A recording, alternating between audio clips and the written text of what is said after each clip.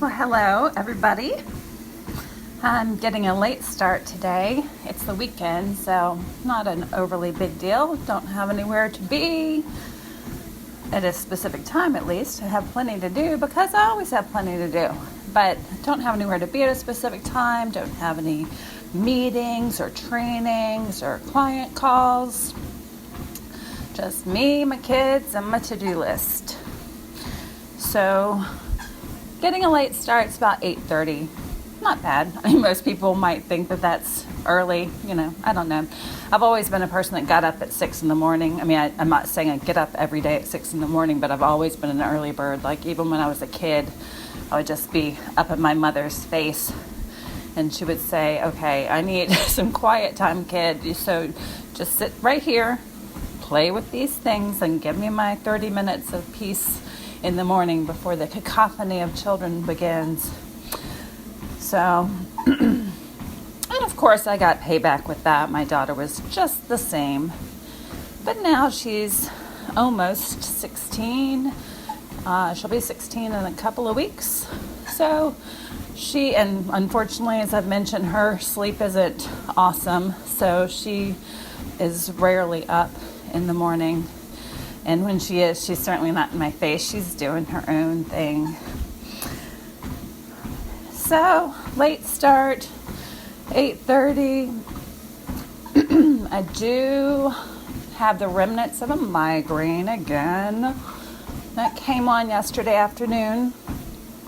I had been outside a couple of hours prior to that, so I don't know whether I'm allergic to something outside.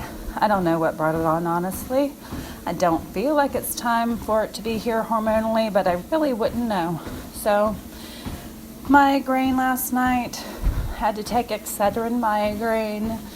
And as I think I've mentioned in previous recordings, these days, I've had migraines my whole adult life, since puberty. Every month, it's very scheduled, essentially. It's just, migraine comes, stays all day one day. During my monthly cycle, wake up the next day, it's not there. I think, oh my goodness, it's gone. But no, by the middle of the day, it comes back and stays for the last half of the day. So 2 days that I'm sort of, when I used to work at a job, I do, whether I worked for myself or worked at a job, I would still go because that's how I was raised. But, 10 out of 10 pain. Just wanting to remove my entire head off of my body. But now I'd say it's typically a 5 out of 10. I have one single month, that it was a 15 out of 10. I might have mentioned before, I am the only adult in my house, so I almost called 911. I don't know that I've ever been in the hospital besides having 2 children, but I was really afraid something deadly was happening to me because it had never, ever been like that. It's usually really, really, really bad. I can't even explain to you how much it hurts normally, but that day, or that time that it happened, it was more than a day, was quite scary. But these days, which is weird because it was actually since that point, which was November, I think, of 2018, since that point, it's typically more like a 5 out of 10. So, I don't know. It's enough to make my day bad, but it's not enough to stop me from doing most of my normal stuff. I would not want to be presenting in front of people or having to be on in front of people still with a 5 out of 10. It just, lights hurt, noises hurt, movement hurts. My gosh, my daughter, when she was younger, was a non-stop motion machine. Actually, both kids were. And it would make me so almost sick, from the dizziness in my head, just have her moving in front of me. I'd have to be like, okay, you just need to stop moving. Anyway, migraines aren't fun. However, then I hear these commercials on TV that talk about if you have 15 or more migraines a month, and I'm like, oh my gosh, how could somebody survive that? That's horrible. I think they go on, I'm not sure, I think they go into say 15 or more migraines a month for 4 or more hours a day. And I think, well, I mean, mine lasts for 2 days, but at least I was able to know, hey, when this goes, I'll have the rest of the month without a migraine. So I can't imagine. There's a lot of conditions I can't imagine, we all have to find our strength from somewhere with whatever things we have to face. But I really have a lot of empathy for those people. And honestly, I should have gotten medication for mine a long time ago. I was just raised not to take medication for much and not go to the doctor for much. It wasn't that we believed we shouldn't take medication, it's just we didn't. Both my parents grew up dirt poor, like no running water in their house poor, including bathrooms, no indoor plumbing, and no running water. So maybe that's why, I don't know. I mean, we grew up lower middle class, so I went to, my mom took me, obviously to get, well, not obviously, but to get immunizations, and all the necessary things, but I mean, at least at this point, schools require you to do that. So I don't know whether schools required at that point, and that was sort of her guiding force, or whether she became educated about childcare by reading about it and realized that she needed to do that. I'm not sure what the thing was there, but we were taken to the doctor when I had asthma and had a bunch of asthma attacks when I was 5. I remember being on medicine for that, so it's not like we didn't have medicine. But I honestly am not even sure if I've ever been on an antibiotic. I would think maybe at some point I would have had to have been. I mean, I don't know. Which is good, because they say your body gets used to it, right? And so if you're not on them, your body develops immunities. So at least I've got that, right? Yay for me. I might die of a heart condition at 60 on my dad's side and get Alzheimer's at 70 on my mom's side, but I won't get an infection. Yay for me. Anyway, that's a lot. Sorry. So I realized yesterday, on an upper note, a beautiful part about working out at home instead of the gym, and at our 6 to 7 RPE, rate of perceived exertion, which again is just you rating how hard you're working. All of the organizations for fitness have guidelines that they go by, that has to do with your ability to talk when you're exercising, which, as you can see, I'm having a hard time right now. But I realized the beauty of working out at home and working out at 6 to 7 RPE versus the 8 to 9 that I traditionally did is I view it so much differently, and it takes less a chunk of my day, as I went through yesterday by adding up all the hours it takes to go to the gym and work out to a sweat versus what I'm doing now at the treadmill desk walking. It's easy to do this for 7 days a week without even thinking about it. Like, I don't wake up on the weekends and think, oh, it's a weekend, maybe I won't go, because it's not taking a chunk out of my life like the gym does in terms of a chunk of time that on the weekend you'd like to say, hey, this is going to be different than a weekday was in some way, even though I've been working 7 days a week for years now because of having to just juggle everything with my kids and my mom and me and my business and everything. I've had to juggle everything. So ultimately I work 7 days a week. So in some ways weekends haven't been different than weekdays, but there's still something that clicks in my mind that says, hey, it's a Saturday or Sunday. Maybe I, want to stay home instead of going to the gym. But with this, working out at home and just working it into a regular part of my daily schedule, and especially like first thing, like essentially I get up, I get my iced coffee, which I'm using. Typically I'm not having to make the coffee in the morning because I've already made it. So I'm just pouring up my iced coffee, and I get my computer and I bring it down to the treadmill, set it up on the desk, and start walking. right? So it's built into my day as a part of my routine. And so it's truly not a big deal to do it 7 days a week. So yeah, if I was jogging, even at home, if I was jogging, I don't think I would do it 7 days a week. It's just, I view it as work, but I don't view this as work at all, honestly. It's a blessing to me. Not everybody's able to be on their feet for a period of time, much less walk, so I'm blessed that I can do that. But it doesn't feel like hard work to me at all. In fact, it's so meditative. Like there's no part of my brain that if I was here without a desk, without doing something else, I'm sure I'd be like walking, but since I'm entertained, my brain is entertained doing something else. There's no part of me that thinks of this actually as exercise, but it is. So that's great. Let's see, what else? I guess things will change once I start doing weights, which I love doing weights, but I just haven't done it again for time reasons, really, because there's no multitasking that can take place when I'm lifting weights. One day I'll do a video of all the weight equipment I have at home. You can certainly create an entire full body workout, even including cardio, with just your body.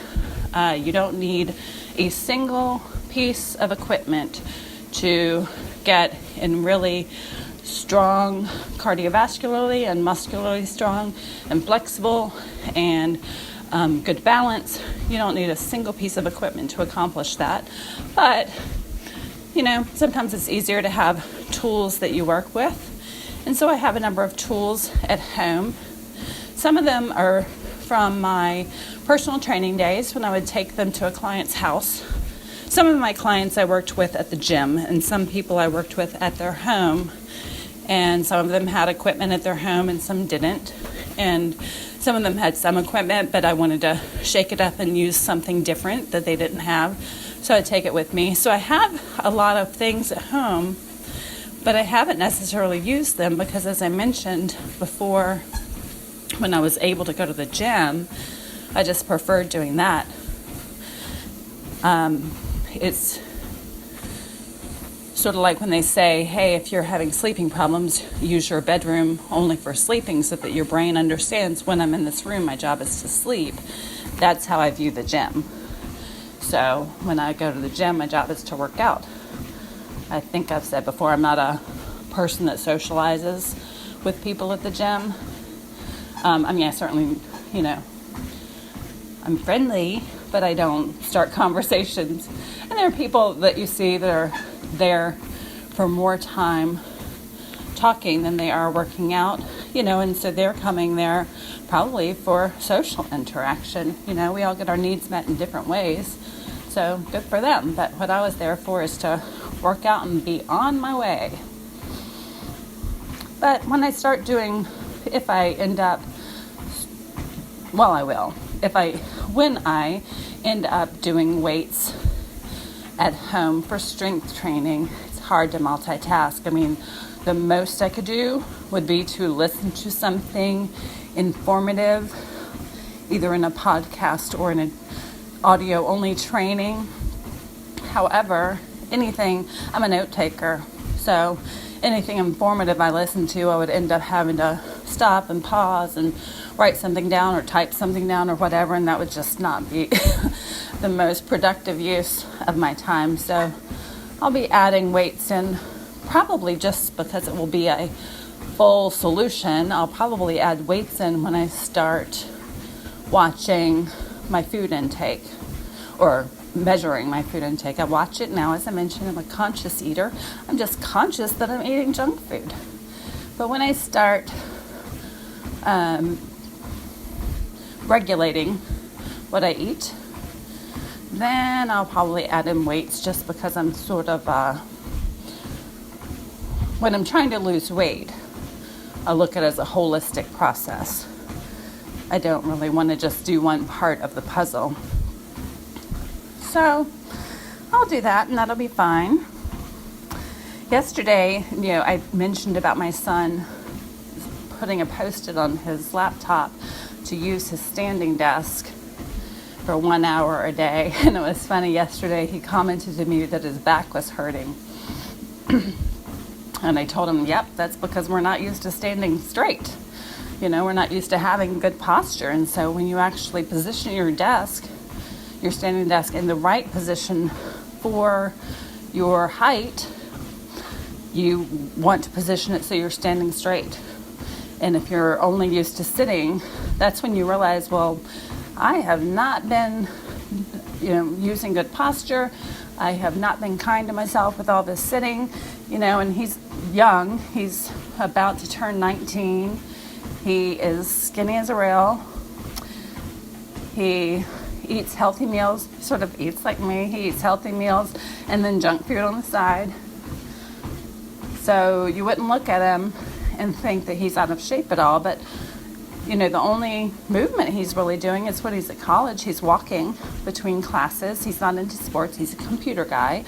So he's walking between classes. And here, since he's been home, we take a daily walk that's probably 30 minutes tops, and we're not really walking fast. So that's less than 2 miles, most likely.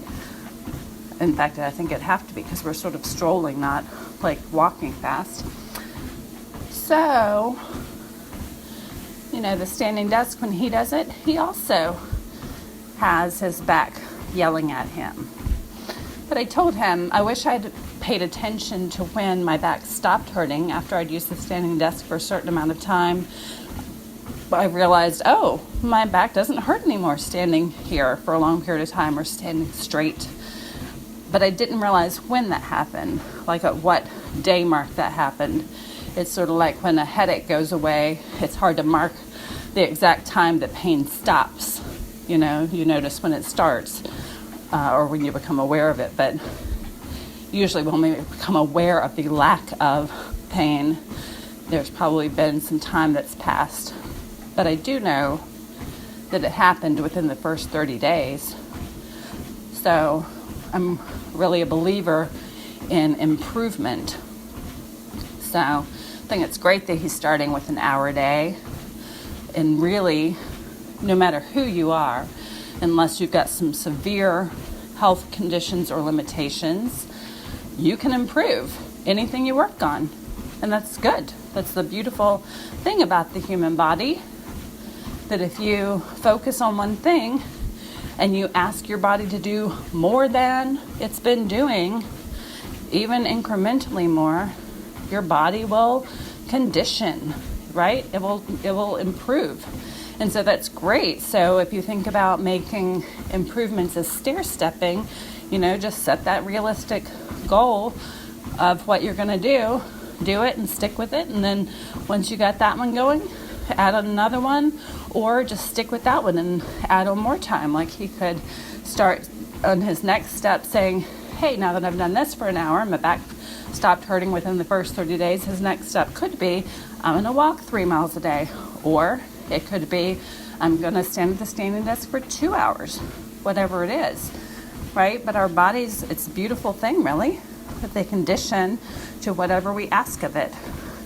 But I'm always a believer in being realistic and not setting a goal that you're probably not going to achieve, then feeling bad about it and being thrown off course for another month. That really gets us nowhere. So I prefer the bigger picture of looking, several months or a year down the road and thinking, what do I want then? What do I want to have achieved? And then what can I do now that's going to get me there?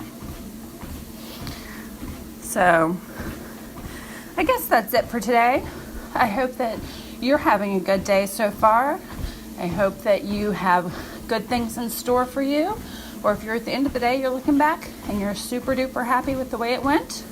And if not, no problem at all. You're going to clean slate it tonight while you sleep. Start again fresh tomorrow. And that is when I will see you. Take care.